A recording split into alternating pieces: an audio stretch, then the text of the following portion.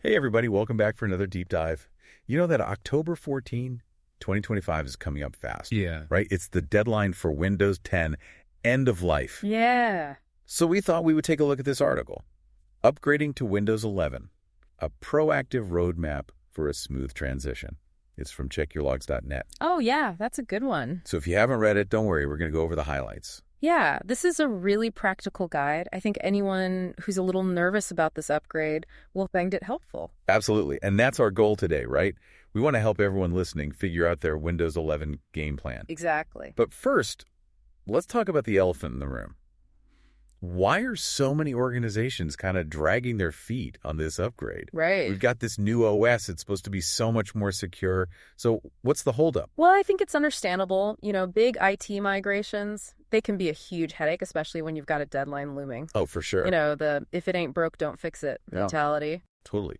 But we all know that ignoring updates is a recipe for disaster, especially with all the cyber threats out there. That's exactly right. And that's where Windows 11's security enhancements really shine. Yeah. But before we get into all that, let's acknowledge some of the anxieties people might have, starting with hardware. Yeah, the hardware. What if your devices are just too old to handle Windows 11? Yeah, you're making me think about mountains of old laptops becoming obsolete overnight and IT budgets going through the roof. I know, it's a concern. So let's break down those hardware hurdles. What are the big ones we need to be thinking about? All right. Okay. Well, the article lays out the main requirements. You need a pretty recent processor like Intel 8th Gen or AMD Ryzen 2000 series or newer. Okay. And then there's TPM 2.0. Okay, wait. Stop right there, TPM. Yeah. I'm already feeling my eyes glaze over. Can you break that down for us? What is it, and why is it so important for Windows 11? Okay, so TPM stands for Trusted Platform Module. It's basically a little security chip that sits on your motherboard. Yeah. It's like a bodyguard for your system. It verifies identities to make sure that only trusted software gets in, especially during that boot up process. So it's like the bouncer at the club keeping out the riffraff. Exactly. And it's essential for features like Secure Boot, which prevents hackers from hijacking your system. Got it. Now, not all older devices have TPM 2.0 enabled, so that's where you might run into a snag. Okay, so it sounds like we might be talking about some hardware upgrades. And you know what our listeners are thinking right now? What's that? There goes the budget. Yeah. So is new hardware really that much more expensive these days? The price difference might not be as bad as you think. And when you consider the security benefits, it might be worth it. Remember, Windows 11 isn't just an upgrade, it's a whole new security platform. Yeah. It uses those TPM and Secure Boot features to make your system way more resilient. Okay, I like the sound of that. But what about all of our beloved legacy applications? Are they going to play nice with Windows 11, or are we going to have a total software meltdown? That's the million-dollar question, isn't it? Well, the good news is that most software should be compatible with Windows 11. But the key here is to be proactive, like the article says. Proactive. So we're not just crossing our fingers and hoping for the best. No, not at all. It's like you wouldn't go on a cross-country road trip without checking your car's engine, right? Right. A software audit is kind of like that engine check for your IT environment. Gotcha. So we need to take inventory of all our applications and see if they're Windows 11 ready. What if we find some that aren't? Then you got to reach out to your software vendors ASAP. They're your best allies in this whole process. They might have updates or patches specifically for Windows 11 compatibility. Yeah, that's a good point. It's always better to catch those things early on before they turn into a major headache. But even if we get the software all sorted out, what about the people, the actual users? Change can be tough, even if it's for the better. Are we going to have a bunch of grumpy users who are resistant to Windows 11? Yeah, user experience is definitely a valid concern. But the good news is that Windows 11 is pretty similar to Windows 10, so it's not a completely radical change. Plus, there are some cool new features that really streamline things once people get used to them. Okay, I'm intrigued. What kind of features are we talking about? Well, the article highlights hot patching as a real game changer. So imagine this. Your sales team, they rely heavily on a CRM application, right? Right. And a critical update comes out. Mm-hmm. In the past, they would have to wait for a system reboot, which could mean losing valuable selling time. Ugh, yeah, I can already hear the groans from the sales floor. Exactly. But with hot patching, a lot of those updates can be applied without needing a reboot. Really? So that means less downtime, fewer interruptions, and happier users all around. That's pretty awesome. Yeah. I can see how that would boost productivity in the long run. Mm-hmm. Okay, but let's switch gears a bit and talk security. We keep hearing about all these amazing security enhancements in Windows 11. What's the deal? What makes it so much more secure? Well, remember those TPM and secure boot features we talked about earlier? Yeah. Those are really the foundation of Windows 11's security. It's not just about adding new features. It's a completely different approach to security. Okay, so it's like baking security into the very core of the operating system. Exactly. The article makes a great analogy. It's like building a fortress on solid ground instead of on shaky sand. Windows 11 is using those hardware-level security features to create a much tougher target for attackers. Okay, that makes sense. I'm starting to see why people are so excited about this. But let's get down to brass tacks. What are the concrete steps we need to take before we hit that upgrade button? I want our listeners to walk away with an action plan. That's a great point. It all boils down to preparation. The article outlines several crucial pre-upgrade steps. Okay, preparation. Got it. What's first on the checklist? Device inventory. Yeah. You need a crystal clear picture of all your devices before you even think about migrating. Yeah. It's like planning a military operation. You need to know the lay of the land before you send in the troops. Okay, that makes sense. So we're talking about knowing the specs of every device, the operating system they're running, all that good stuff. Exactly. That way you can figure out which devices are good to go, which ones might need a little bit of work, and which ones might need to be retired. So it's a spreadsheet-heavy task, but essential, right? Absolutely. And while we're on the topic of preparation, another critical step is checking your BitLocker health. BitLocker, right? That's the encryption tool. And I remember you mentioned those recovery keys. You got it. BitLocker encrypts your hard drive, which means your data is protected even if a device gets lost or stolen. But you need to make sure BitLocker is working properly on all your devices and that you have access to those recovery keys before you upgrade. Okay, so we've got our inventory sorted out. BitLocker is in tip-top shape. What's next? Now, this might sound a little technical, but running comprehensive reports can really save you a lot of trouble. Windows Update for Business has some great reporting tools that can give you valuable insights before you even start the upgrade. Reports. Okay, now you got me curious. What kind of insights are we talking about? Well, imagine this. You run a report, and it tells you that one of your critical business applications has some compatibility issues with Windows 11. Wouldn't you rather know that beforehand? Oh, absolutely. It's like having a crystal ball that shows you potential problems down the road. Exactly. And those reports can also flag potential hardware issues. Plus, they can help you understand how the upgrade might impact different users or departments. Yeah, that's super valuable. We can use that information to tailor our communication and support strategies. Okay, so we've covered inventory, BitLocker, and reports. Anything else we should be doing before we take the plunge? One more crucial thing, drivers.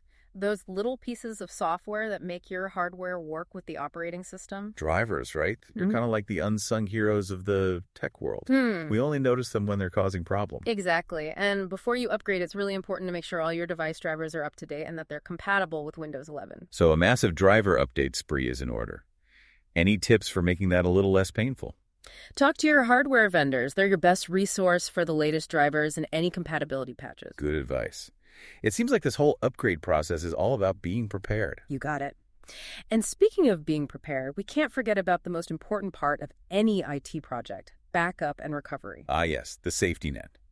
We've got to make sure we have a solid plan B in case something goes wrong. Exactly. Before you even start thinking about upgrading, make sure you have good backups of all your important data, your applications, user profiles, browser settings, everything. Wow, that's a lot to keep track of.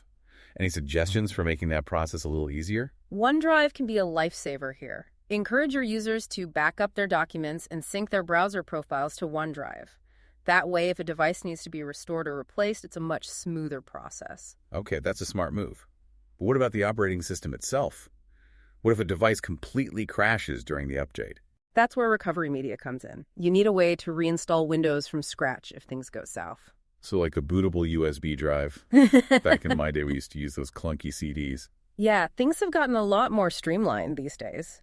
There are some great tools for creating recovery media, like Rufus the Microsoft Deployment Toolkit, or even cloud-based solutions like OSD Cloud. Wow, so many options. It's like we have a whole arsenal of recovery tools at our disposal. Exactly. And while we're talking about preparing for the worst-case scenario, I actually recommend having some spare hardware on hand. Spare hardware. Are we expecting a mass device extinction event during this upgrade? Not quite. But sometimes older devices just can't handle the upgrade and they might fail completely. Having some backup devices ready to go can minimize downtime and keep your users productive. Okay, that's a really good point, especially if you're dealing with a lot of devices. It sounds like we've covered all the essential pre-upgrade steps. What's next? How do we actually roll this out to the entire organization without creating a total mess? Welcome back, everyone, for the final part of our Windows 11 migration deep dive. We've talked about hardware, software backups, you name it. Yeah, we've covered a lot of ground. I think we've got a pretty solid plan in place. Absolutely. But now it's time to get into the nitty-gritty of the actual rollout. And I know what our listeners are thinking. This is where things get really complicated, right? Well, it could be. But luckily, we have a secret weapon Windows update for business. Our trusty friend, Windows Update for Business. We've mentioned it a few times, but now let's really dive into how it can help us with this migration. What makes it so essential? Well, imagine you're trying to conduct an orchestra without a conductor. Oh, boy. That's what managing updates would be like without Windows Update for Business. It gives you that control and coordination you need to make this upgrade happen smoothly across your whole organization. So we're not just randomly pushing updates out to every device and hoping for the best. No. With Windows Update for Business, you can decide exactly when updates are downloaded and installed, and even when those dreaded restarts happen. Okay, I'm liking this more and more. No more surprise restarts in the middle of a presentation. But how do we actually use this tool to manage our Windows 11 migration? Walk us through it step by step. Okay, so let's open up the Windows Update for Business console. Now, the first thing you'll notice is that there are a lot of options and settings. Yeah, it looks a little intimidating at first glance. It can be a bit overwhelming, but think of it as a toolbox. You've got all the tools you need to fine-tune this upgrade. One of the most powerful features, and one that the article really emphasizes, is the ability to create update rings. Update rings. Right. We talked about grouping devices based on how comfortable they are with getting updates. Exactly. It's like creating lanes on a highway. Some lanes are for people who want to speed ahead, and others are for those who prefer to take it slow. Okay, that's a great analogy. So how do we create these rings? Is it a complicated process? Not at all. It's super easy. You go into the Windows Update for Business console. There's a section for managing update rings. You give each ring a name, and then you just start adding devices. Okay, I see it. Yes, it looks pretty user-friendly. So we could have a ring for our IT department. They're probably excited to get the latest features. And then a separate ring for, say, our finance department, where stability is super important. Exactly. You can customize the rollout for each group's specific needs. And once you have your rings set up, that's when the fun really begins. You can start configuring those deferrals, deadlines, and grace periods. Let's talk scheduling. I'm ready to become a master of update timing. It's all about finding the right balance between keeping things up to date and minimizing disruptions. So for each ring, you can decide how long you want to delay those feature updates. You know, for a group that's not so comfortable with change, like that finance department we were talking about, you might want to give them a longer deferral period. Right. Give them a chance to see how things are working for other groups before they jump in.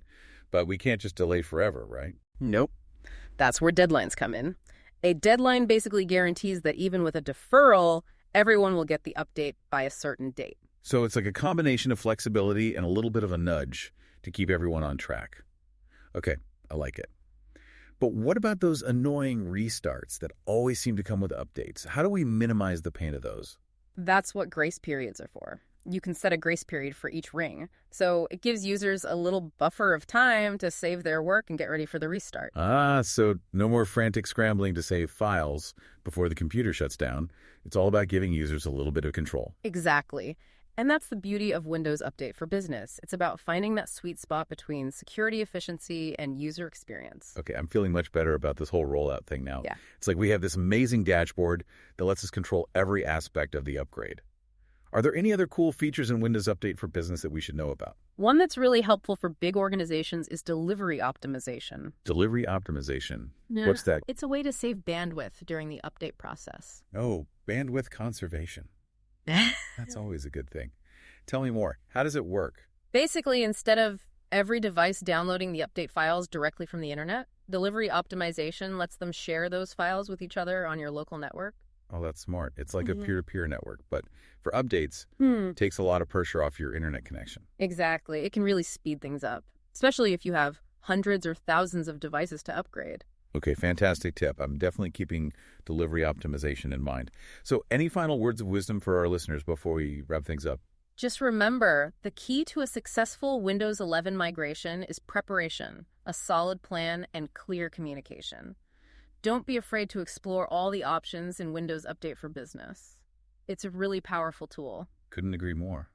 With the right approach and the right tools, this transition to Windows 11 can actually be a really smooth and even exciting experience. Totally agree. It's a chance to boost your security, make things more efficient, and embrace the future of technology. Well said. All right, everyone, that brings us to the end of our Windows 11 migration deep dive. I hope you found this helpful and informative. Yeah, it's been great chatting about this with you and with our listeners. Remember, knowledge is power.